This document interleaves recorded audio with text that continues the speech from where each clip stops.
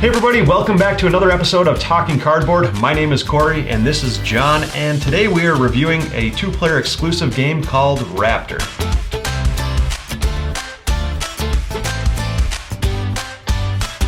So like I said, this is a two-player exclusive game. That's the reason why it's only me and John today, not the rest of the Talking Cardboard crew. But John, go into a little bit of how the game is played.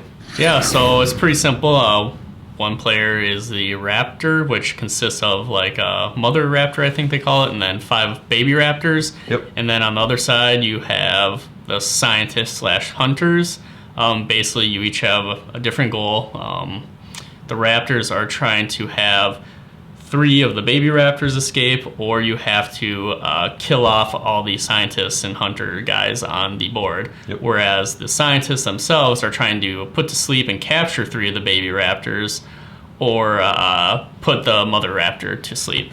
Yep. And basically what you're doing is you have this deck of cards from 1 to 9, and each card, except for the 9 card, has an ability on it, and you each play a card face down and flip them up at the same time. The lowest card gets to resolve the ability on the card, whereas the higher card then takes the difference between the low and the high card and gets to perform that many of the common actions that's associated with their side. For example, the Raptors can move the mother Raptor around and kill scientists. Yep. And on the opposite side of the table, you have the scientists for their general actions can do things like put baby Raptors asleep, tranquilize the mother Raptor, and move around the board. Yep, capture the baby Raptors. Yep, capture the baby Raptors, yep. And yeah, that's really all there is to this game. There's a few other intricacies like obstacles on the field. Scientists have the ability to create fire, which blocks the Raptors from escaping in certain directions, but really it's a pretty simple game. Yeah, it really is. I know on BoardGameGeek.com it's a 2.07 out of 5, so definitely on the lighter side, more towards lighter to middleweight. I think more towards the middleweight, it's more of the strategy side of it. There's a lot of strategy in this game.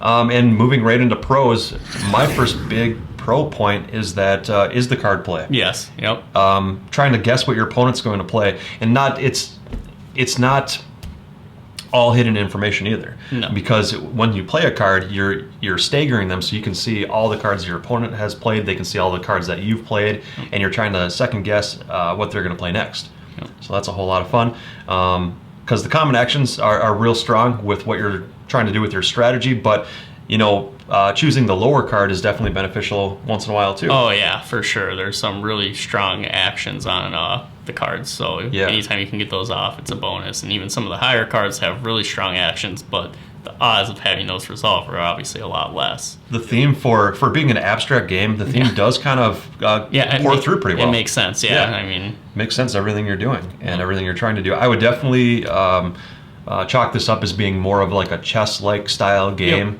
where you're trying to outguess your opponent and strategize and move your characters in the most beneficial parts of the board to try to either corner them off or make them do things that you want them to do without them knowing it.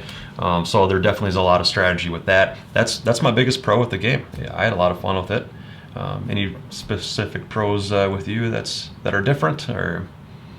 No, I would agree the card play is very strong. Just the strategy of trying to second guess your opponent and playing cards maybe that don't necessarily benefit you immediately, but you know that your opponent's playing a certain card, so you want to try to counteract what they're trying to do, while maybe saving up cards in your hand for future big plays. So I think that is really the biggest pro of this game.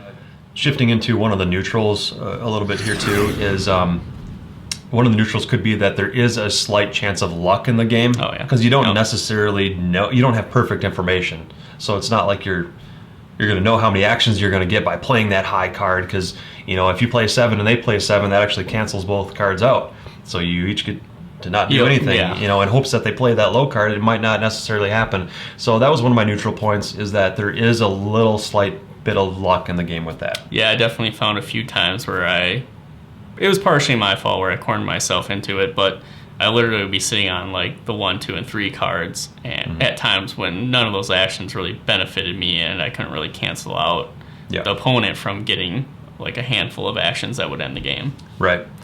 I would chalk it up a little bit to almost kind of like playing Texas Hold'em or poker or dice rolling for that matter, where you're trying to play the probability. Yep. You can see what cards they have out, what cards you have out, and you know, if I play that 6, I might be able to get the ability off because my guess is he's going to play a 7 or higher, but I don't really know, so maybe I'll play a 4 or a 5 just to give myself that much more of a chance to get maybe that special ability off.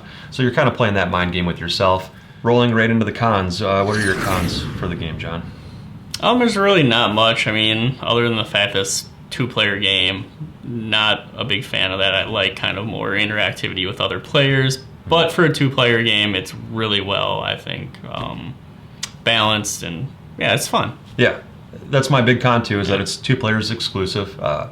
We tend to get at least 3, 4, 5 players to the table every time we get together, so that's a little bit of a con. It's a lot of fun with a husband and wife duo, boyfriend, girlfriend, kids. Yeah, getting your kids involved in that would be a lot of fun too, and something different than just the everyday checkers or chess or, you know, whatever. It's one of those games that that definitely shines above those. Yeah, it's definitely more entertaining to be a dinosaur eating scientist than just being red or black checkers. Right, yeah, and the theme helps a little bit with that too. No, gameplay-wise, I can't think of any cons. The teachability and the depth of the game, I thought it was fairly light, fairly easy to teach. Yes, I would agree. Yeah, we pretty much explained it to you all within a couple minutes here. Right. So, and that's all there is to it. That's about how long it takes to learn it. And I think the be hardest, decent at it. Right. And I think the hardest thing with teachability is just learning what the different special abilities do and how to use them the best you can. I agree. That's the only little bit of heaviness to it.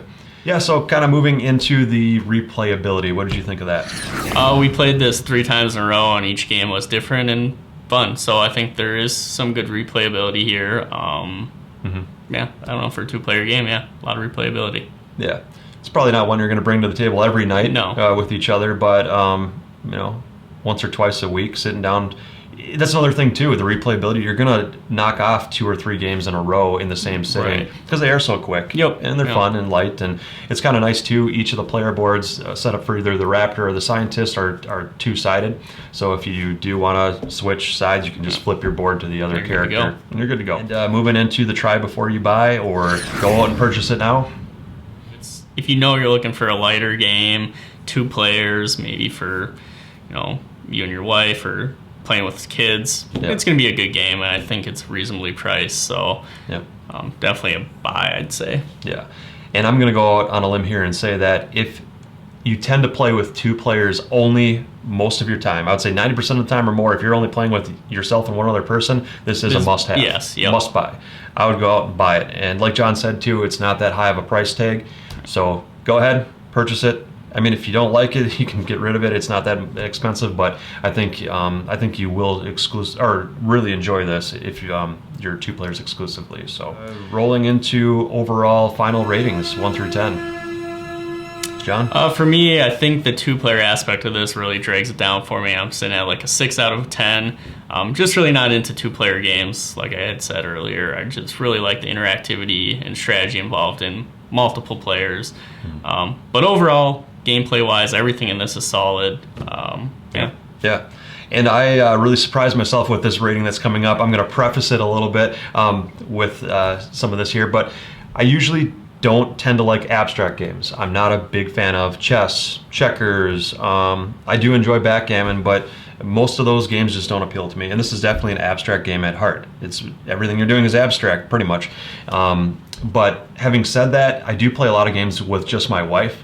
At night when we put our daughter down to bed, we like to do something, especially when we're tired, we like to pull out a game that's quick, and this definitely fits that niche for us. We can pull it out, knock it out real quick, and we have a lot of fun doing it, so I'm going to give it a 9 out of 10. Wow. For that reason. It's losing a point there because it is a 2-player only game, but for me, I do play a lot of games just 2-player only. Play a lot of games with the Talking Cardboard crew as well, but this definitely deserves a 9 out of 10 for me. There you have it. That is Raptor. Pretty much wraps up that. And we will see you all next time.